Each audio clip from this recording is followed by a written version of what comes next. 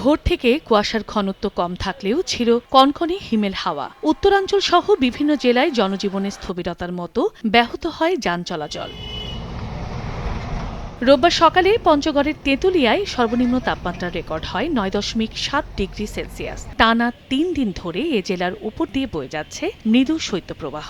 এছাড়া রাজশাহী ও রংপুরে সকাল ৬টায় সর্বনিম্ন তাপমাত্রা রেকর্ড হয় ১৪.৫ ডিগ্রি সেলসিয়াস। এতে সবচেয়ে বেশি বিপাকে পড়ে নিম্ন আয়ের মানুষ। শীতবস্ত্র না পেয়ে কষ্টের দিন যাপনের কথা জানিয়েছেন অনেকেই। সকালবেলায় গাড়ি বেড়াচ্ছি, ভাড়া টুড়ে নাই, মনে করেন ঠান্ডার জন্য কোনো কাজ কাম আসে না, কোনো গিরস আসে না, কামও হয় না। কুয়াশা কম থাকলেও হালকা হালকা বাতাস আছে, যার কারণে ঠান্ডা একটু বেশি অনুভূত হচ্ছে। শীতের তীব্রতার সঙ্গে পাল্লা দিয়ে বাড়ছে ঠান্ডাজনিত রোগে আক্রান্তদের সংখ্যা। হাসপাতালগুলোতে স্বাভাবিক সময়ের চেয়ে নিউমোনিয়া ও শ্বাসকষ্টের রোগী বেড়েছে প্রায় ৩ গুণ। হবিগঞ্জ সদর হাসপাতালে শিশু ওয়ার্ডে চিকিৎসাধীন ৭০ জন। ধারণ ক্ষমতার কয়েক গুণ রোগীর চাপ সামলাতে হিমশিম অবস্থা চিকিৎসক নার্সদের। অতিরিক্ত ঠান্ডা লাগছে, ঠান্ডার কারণে ভর্তি করছি, এখন চিকিৎসা চলতেছে মোটামুটি। ঠান্ডা বেশি যে কারণে আম্মুরে নিয়ে আসছি।